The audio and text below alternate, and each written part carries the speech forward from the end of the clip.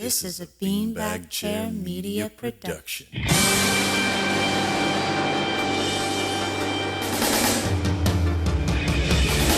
I wanna be the very best, like no one ever was. To catch them is my real test, to train them is my cause. Hi guys, and welcome to Anime Noise. I'm Garrett. I'm a performing musician by trade, graduated with a bachelor's degree in music production, and have been binging anime for almost 2 decades.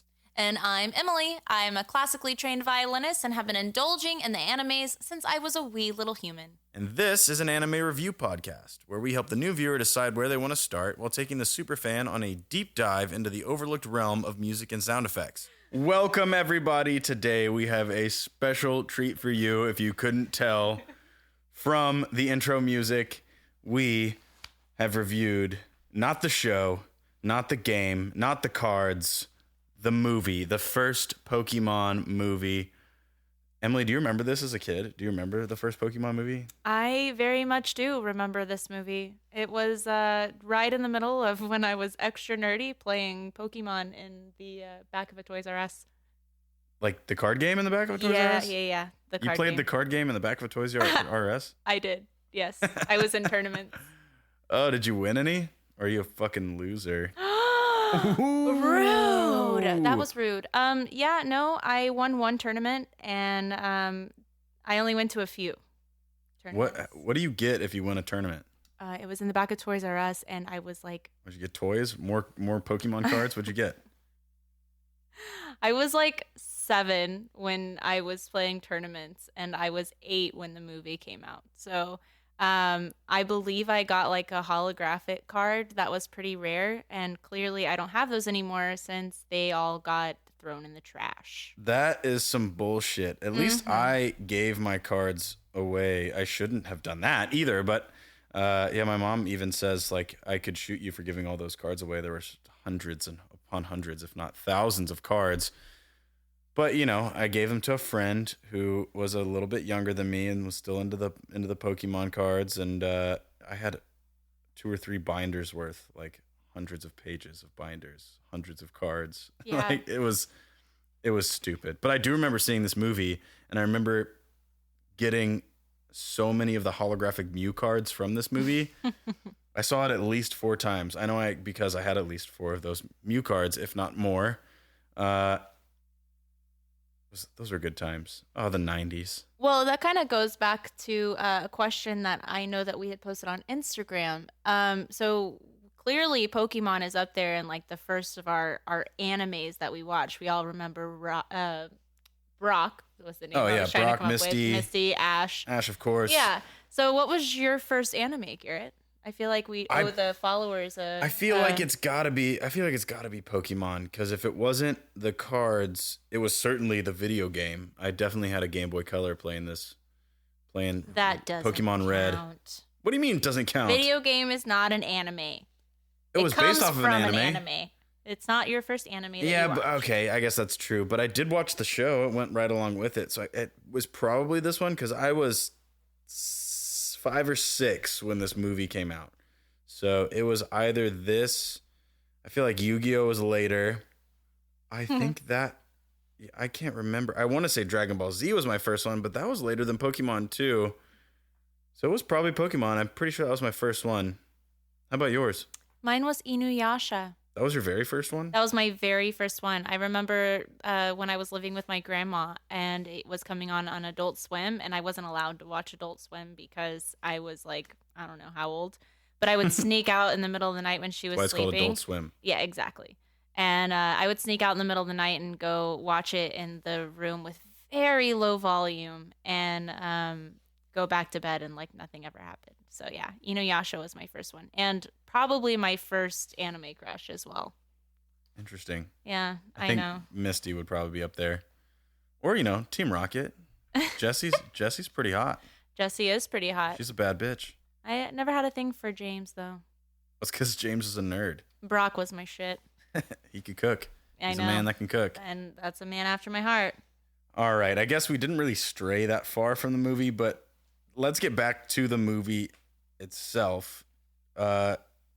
if you guys haven't seen this movie, as an adult, you're really not missing much. I mean, there's a certain very, very sad emotional moment later on in the movie. We'll get to that. Like that was heartbreaking. Like you can probably find a YouTube clip on that part for sure, and be completely fine going on about your life. But we're gonna go through it. If you have seen this, or if you haven't seen this, there's gonna be a bunch of spoilers. We're just gonna go straight through the movie. If you haven't seen it, you won't need to by the end of this. That's for sure. Yeah. But I guess let's start with who made this movie. What part of maid are you looking for, Garrett? Because there's a lot of maids here. Yeah, I'm talking about who produced it, who released it, who's licensed it, who made it. So Warner Brothers is the one who released it, and Okay. they literally hold all of the Pokemon realm, essentially. That makes sense. Yeah. So Warner Brothers released it, and there's not really much more than that. That's it? It's just Warner Brothers? It's Warner Brothers. You know that's a whole fucking monopoly. Yeah, that's true. Yeah, which explains why this movie was. Meh. As far as good animes go, it is the second highest grossing Pokemon movie, and the highest grossing anime, the top 10 highest grossing anime films. So I don't think it belongs up there with the highest grossing, but explains a lot because, Warner Brothers released it. They released an album to go right along with it. And I'm pretty sure on that top 10 list, they were talking about the English version, which sold way more than the Japanese version, which we did try to find. We could not find the Japanese version anywhere. It's so hard to find. And everybody, even online, like Reddit and places like that, they were like, where can we find it? Where can we find it? We and always I'm try like, to well, I watch it. want to watch it. I want to see the Japanese version, mainly because the Mewtwo holds a totally different, like, you see his motive more.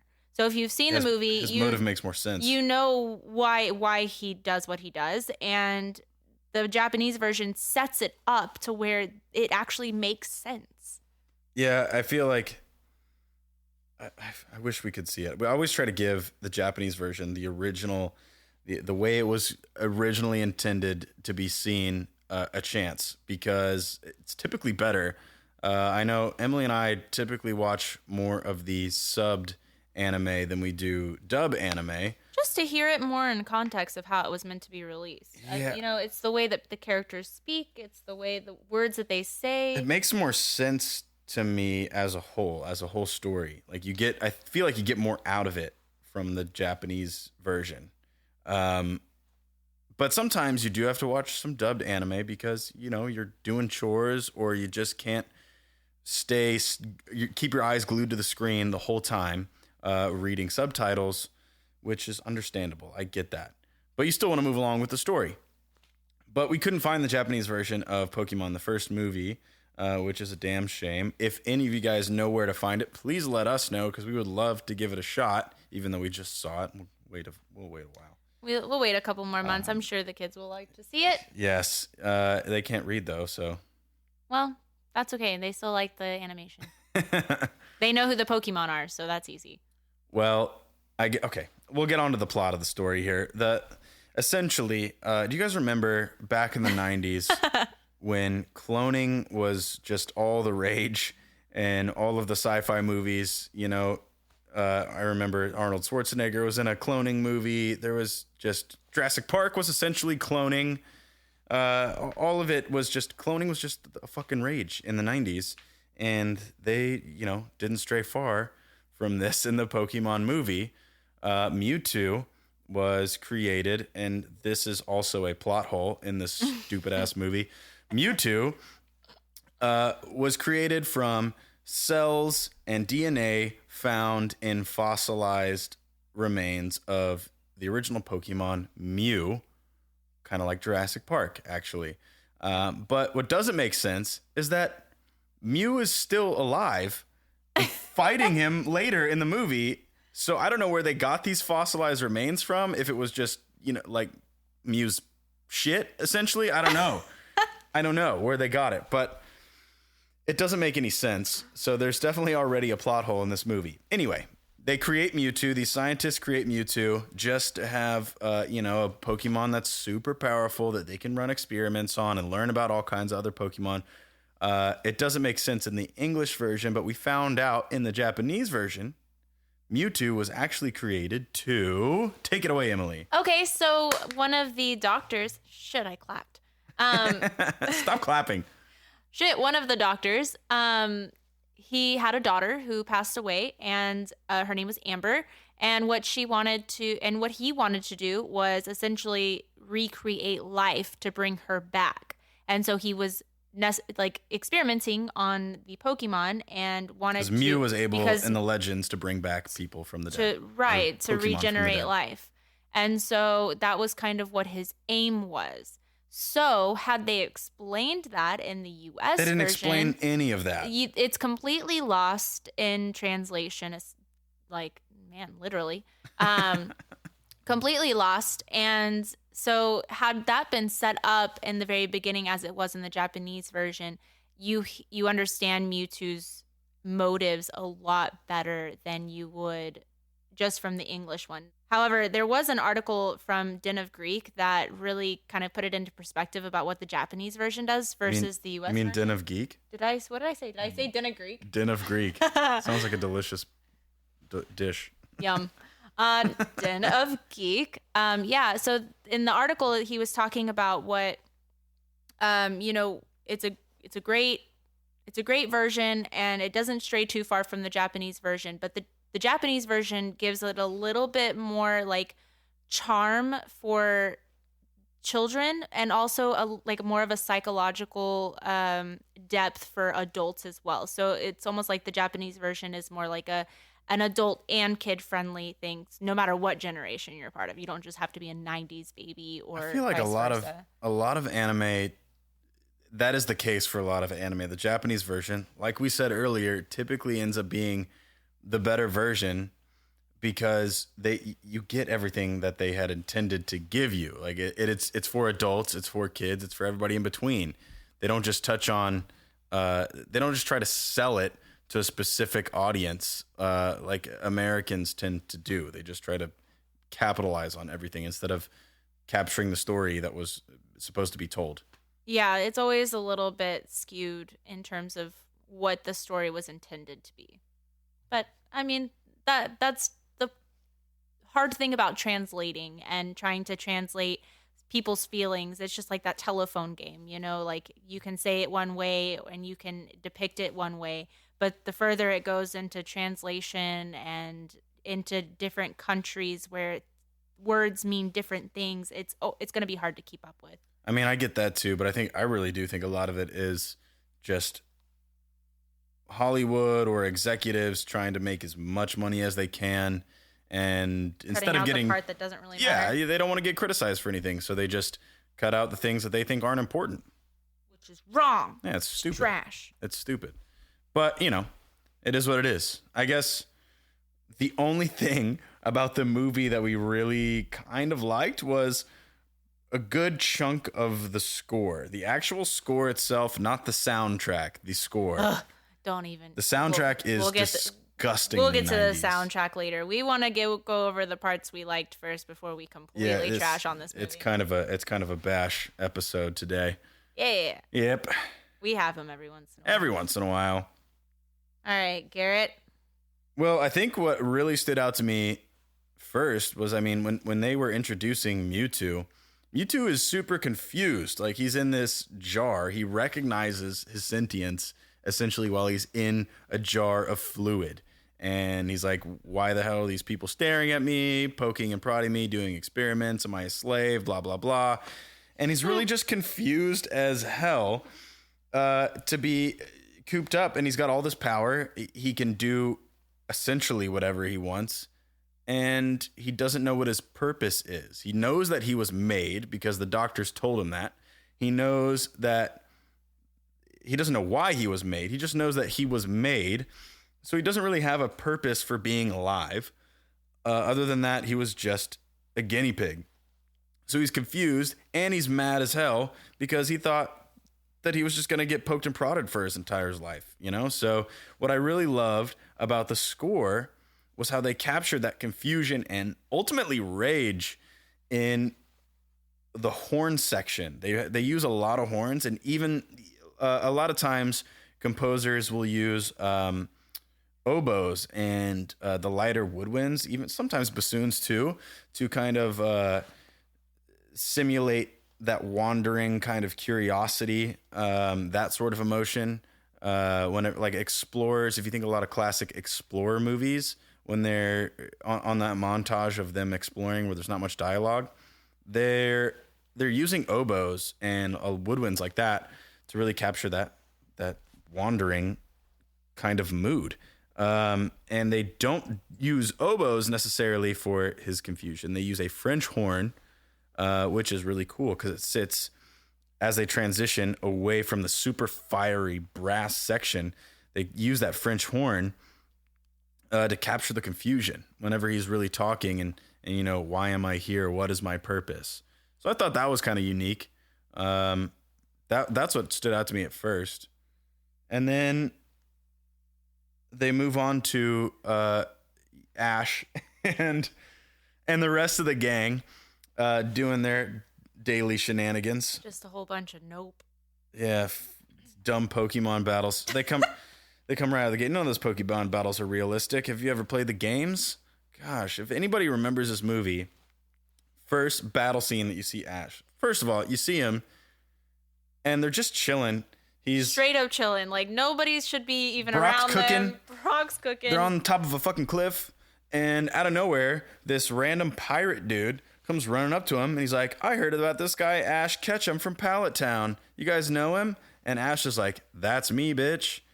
And he's like, well, I'm going to kick his ass. And Ash is like, no, you're not, because I'm Ash Ketchum. I catch them all, and I'm the Pokemon master. Jesus. So they start a Pokemon battle, and then right as it starts, they do the most disgusting pop remix of the classic Pokemon theme song that you heard in the intro, the better version. They do this nasty ass remix of it. It's just too poppy for me. And while this is all happening, you got Ash doing this Pokemon battle where the pirate guy clearly has better Pokemon. He's got like Machamp and what's the other one? Fanpy? No, it's the evolved one of that one. That's the element. Donphan. That's the one. He's got all these like badass Pokemon. He's got Golem, and Ash is just beating them with the dumbest moves. Like almost like the basic of Pokemon too. I mean, yeah, he's always had the basic of Pokemon except for Charizard. But how he won, and he can't even get his Charizard under control. Yeah, no, he still can't get his Charizard under control. Yet he uses Squirtle to beat Machamp with the bubble attack. That's stupid. That's dumb. One hit bubble? What the hell is that? Are you kidding me? That's not realistic at all. If that was realistic, I would have beat the game so much faster. We told you this was going to be it's such a terrible. Pokemon movie. Starts out so bad. And then even the reason why we got to this. Yeah, it's the reason why we got to it. I just wanted to touch on Bulbasaur. He uses Bulbasaur too. Bulbasaur knows Solar Beam? No way. I never taught my Bulbasaur Solar Beam. Fuck. All right, back to it. Any ways. What brought on this whole scene is because this is where Mewtwo sends out Dragonite to send a letter to Ash Ketchum to bring him to the battle, essentially. And Dragonite's score is epic. Yeah, it's kick-ass. It's super kick-ass. Epic. It's like Jurassic Park meets Medieval Knights kind of style. It is very much Jurassic Park meets Medieval Knights. It's a really cool score. We're going to leave a link to that in our show notes as well. If you guys want to check out any of the score or anything like that, we're going to reluctantly leave a link to the album that was also released with the movie. It's not actually a part of the movie. It was just made released. And inspired for the movie. With all your favorite 90s teeny boppers. Christina. No, you know what? We're just going to get to that later. We'll that's a whole ranting on its own. Yeah. So Dragonite's score was super epic. Another thing that I noticed was like the very familiar sound effects that I didn't realize that they sounded so familiar in current animes, but like the Pokemon battle scenes, what they use for those attacks, it sounds a lot like other animes attacks and their fight scenes now. Not all of them, of course. You can't use bubble in an. Maybe you can, I guess, but they use a lot of the classic Pokemon attacks and those sound effects in animes that we know today. So I thought that was kind of cool. That just a little flashback for me in time, kind of tying it all together. So that was really cool. They have a lot of like super upbeat violin and horns. Ooh, for the violin. Yeah, go string section. So that's really cool too. Like I said, the score is actually pretty unique. I do like the score. The composer isn't really anybody that's done anything before this. And they also didn't do anything but Pokemon movies after this. Now that's not true. We had old fool from the Hallelujah. Oh, that's true. What's that guy's name? I don't remember. Oh, we gotta know his name. Well, he's in my notes, and Is it Leo something? No, it's like Andrew something. But he helped write and not write. He helped produce the Hallelujah version from the most famous Hallelujah, the Leonard Cohen's version. Yeah. So I mean, he did something, and I mean there were 5 composers total on this score, but almost every single one of them has either not really been known for much. One was known for like doing Super Bowl commercials, and the other ones were strictly just Pokemon shows, movies, video games, all of the like. So it's kind of a niche on the composers. So they are really good at doing Pokemon sound effects and music. Yeah, but then again, that doesn't say much about. Hey, I said they're really good at Pokemon stuff. I didn't say they were really good at stuff. Pokemon just doesn't like. That's its own niche. I guess so. It feels like they went a little lazy on this. That's for sure. They didn't give it their all. They just wanted to sell and make money off of this thing. No, let me tell you how lazy they are. They took almost the entirety of the score from this movie and then also used it on the Mewtwo Returns movie. The entire score? Essentially, yes. I don't understand why they couldn't. I mean, I get that you write That's lazy themes. as fuck. That's lazy. I don't understand why you can't just write a new score. It's a new movie. They don't want to pay anybody to do it. It's just silly. I get reusing themes, but Hans Zimmer didn't just reuse the same score that he made for like the Batman movies and things like that for the rest of the DC universe. Exactly. Like he made Batman new shit, or he like remixed his own. Batman has his own theme song, but that doesn't mean that he had the same themes throughout everything that he was doing in every single movie he was in. So it's just lazy. It's super lazy. Trash. Yeah, this whole movie is word of the day. Trash. Is pretty much trash. I did miss watching it. It was funny to rewatch. Oh man, there's so many bloopers in it too. Like, you guys remember the catchphrase? It was like, "Who's that Pokemon?" It was like the little cutaway scene for ads, and then when they would come back from the ads, it would be like, "It's Gyarados" or whatever the fuck. And this time they did it a couple times when Mewtwo is cloning the other Pokemon, stealing their DNA and cloning them. And one of them on the screen, my adult self knows now, it's Scyther, because I still play Pokemon Go every once in a while. Way more at the beginning of this pandemic. Yeah, the pandemic triggered a relapse in Pokemon Go. We're all about nostalgia this year. But yeah, he goes, "Who's that Pokemon?" It's Scyther. Or he goes, "It's Alakazam." And it was supposed to be Scyther. It was definitely Scyther on the screen. They fucked that up. But they did fix it. I don't know if anybody knows this, but Netflix has they redid a CG version of the film. Yeah, it's the same exact movie, but CG, like a really crappy looking computer game. Like kind of how they did with like the Grinch movies. And yeah, like all the Dr. Seuss stuff. They did it, and then they did it again, and then they did it again. But they didn't add to it. They didn't take away from it. They just redid it. The only thing they took away from it was, I think, a couple of the hit songs from the original movie. No, just one. Just one hit song. Just the one? Yeah, and that leads us into us talking about the soundtrack. You and your damn clapping. Sorry. Yeah, so throughout this entire movie, up until like the last 20 minutes, we've only heard one song from the soundtrack. That's it. And it was the crappy theme song that they remixed. And I'm sorry, that would be confusing as to say that the theme song itself is crappy. Theme song's great. Whereas I am very annoyed with that song right now, considering Garrett has now been playing it over and over again. I had to learn on the guitar. After I heard that remix version, I was like, this is disgusting. And so I learned it. I learned it on the guitar. And I think that our band is going to play it every once in a while at our shows because it's just such a banger. I want to hit you right now.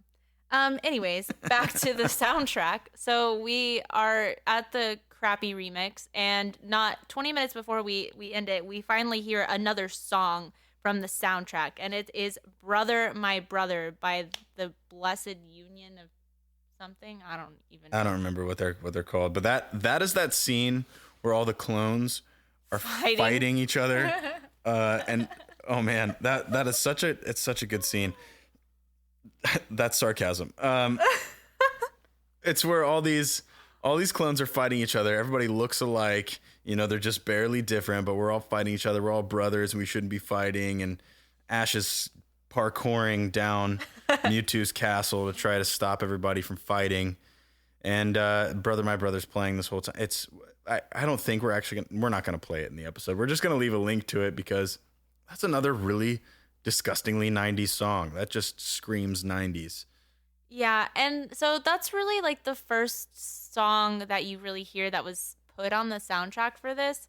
And then they, at the end, during the end credits, they just like cram a bunch of songs into the ending. Like at the very end, there's no movie. Wait, I have to cut you off because I totally remembered that scene, and where everybody's fighting. And then you about to mention Psyduck? Yes, Psyduck was so funny. We're just watching it, and all of a sudden, like, everybody's battling like they would normally battle, and then Psyduck just bitch slaps the other Psyduck, and then the other Psyduck is like, what the fuck, man, and bitch slaps him, and it's just bitch slapping with one hand back and forth, the slowest bitch slap that you see coming a mile away. That made me laugh middle of the movie, and your kids are wondering, like, why are you laughing so hard? It's not funny. They're fighting. No, it's hilarious. Yeah, when you were 20-something years old, it's pretty oh my god, hilarious. That was perfect. So anyways, so yeah, so they crammed all of the music in at the end. Well, come to find out that the soundtrack is, like we said before, it is just made for and inspired for, but mostly inspired for the motion picture.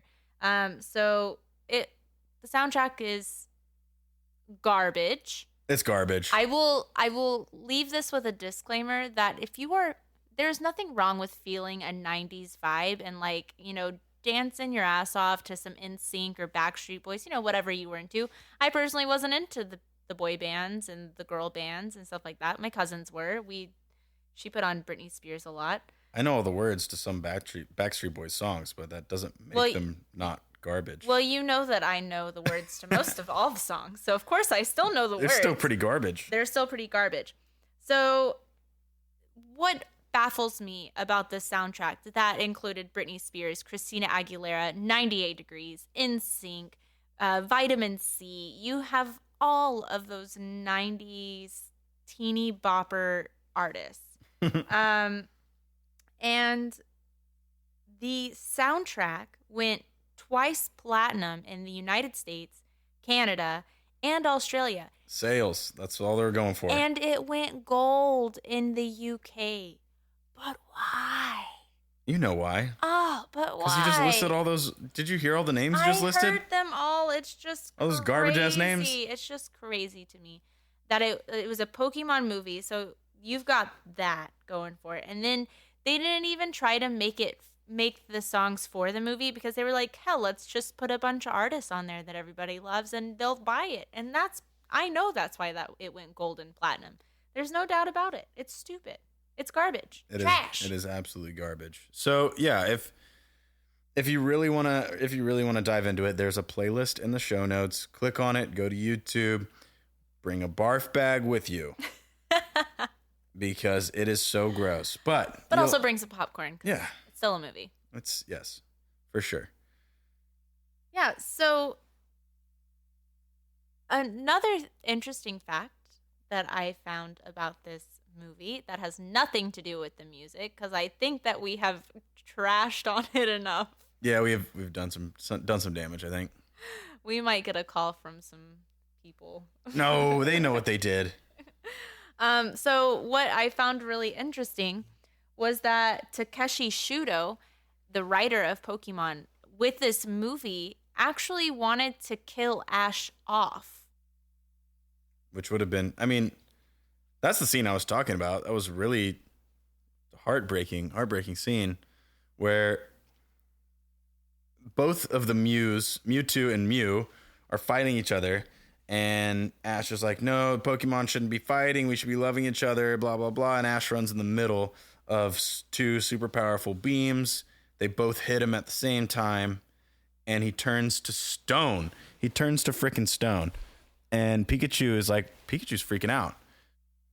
Pikachu is so sad, actually. Ash is on the ground laying as a little stone statue Ash. And Pikachu's just about to start crying, tries to wake him up, and shocks him. And it is the saddest and shocks him again. It is the saddest thing you'll ever see. And shocks him again. And shocks him again and again just to wake him up. Just in such a futile effort that you know he's not going to come back alive. And Pikachu's just, he starts crying. Yeah, he's stone, y'all. This fool is stone. He starts stone. crying. And the tears of the Pokemon is really what brings Ash back to life, you know, like the disgusting movie that it is. Yeah. Well, the writer had different plans for Ash and all of this. He was going to kill him for real. I didn't kill know him. that. He was going to kill him for reals. However, it is not as you think it would be.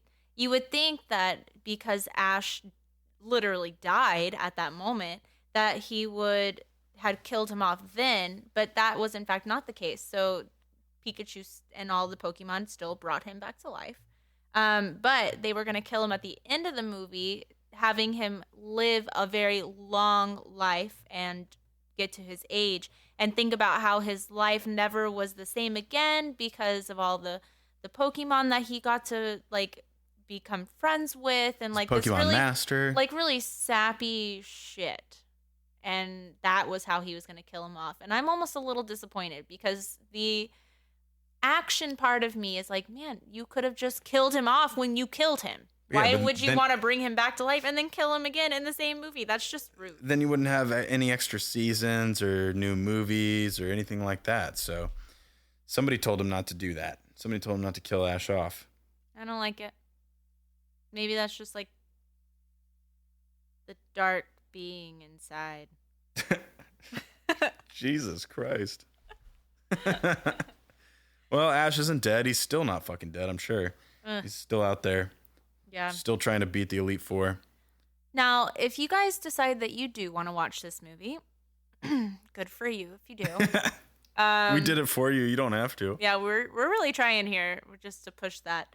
But oddly enough, this movie is not streaming anywhere. You can find the Netflix CG version on Netflix. And it follows the original. There's just it's pretty much the exact same, other than like some of the animation for the dialogue. I'm pretty sure they use the exact same audio for the dialogue that was in the original movie. So actually, the voices are different. The voices are different? They are different. Oh, they don't sound much different. They did an okay job. No, they have different voice actors. But they didn't line it up very well. We kind of scrolled through the movie because we heard that My Brother wasn't in it. So we were like, let's go check out the Netflix movie and just scroll through some scenes. And they did a terrible job at lining up the actual animation of talking with the dialogue itself. It's off on a lot of parts, but they did fix the blooper with Scyther and Alakazam. Who's that Pokemon? That's true. They did fix that.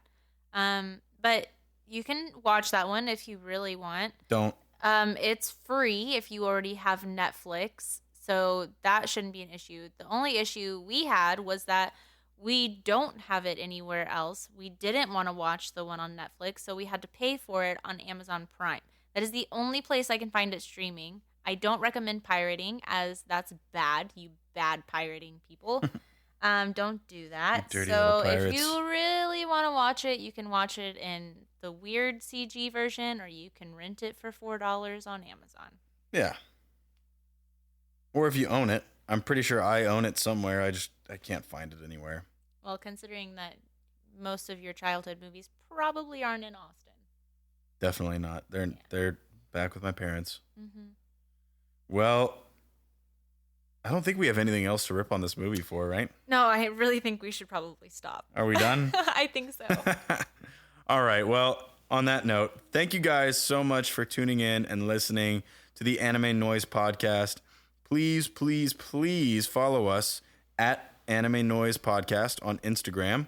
There you can find exclusive content just for our Instagram followers, updates for new episodes, and behind-the-scenes pictures and videos. You can also comment or contact us with feedback and questions. We welcome all of it and look forward to hearing from you. We had so much fun reliving our childhood memories with an adult lens while making this episode. And whether you're cozied up with your own BBC or just taking us with you for the ride, we are thrilled to be sharing our nerdiness with you. Also, we have to give a big shout out to Instacart for helping us make all of this possible. We have literally not gone grocery shopping for the past month, and it's been absolutely wonderful. No more traffic, no more lines, and no more carts scattered about the parking lot instead of in the corrals. Hate Okay, that. yeah, there's still probably that, but it doesn't trigger my irritability because I don't have to see it anymore. Plus, our personal shopper has been finding us a ton of great deals, essentially, paying for itself. It's kind of been great. Pays for every delivery. So click on that link in the show notes. It lets Instacart know that we sent you, and you get a free delivery on your first order over $35, and they will deliver it to you, in as little as 1 hour. Now, like we said, you can rent Pokemon the first movie, as I don't think we actually said the movie title. Pokemon the first movie Pokemon the first on movie. Amazon or YouTube, or stream the new CG version. And if you know where to find the Japanese version, don't forget to please let us know. Also, we've reluctantly added the songs for this movie soundtrack and the album that goes with it to a YouTube playlist. So if you're just curious or you really want to relive the 90s, go ahead, click the link in the show notes just to make sure you got it in there. Yeah, I mean, we'd prefer that you just go to our YouTube channel and hit subscribe. But if you really, really want to go, just go do it Just already. go do it. Jesus, God. just get it over with. Just get it over with. Fucking All right. weirdos. That's it for today, guys. Thanks again for listening, and tune in next week for Anime News Anime Recap. News! Bye. Bye! This has been a Beanbag Chair Media production.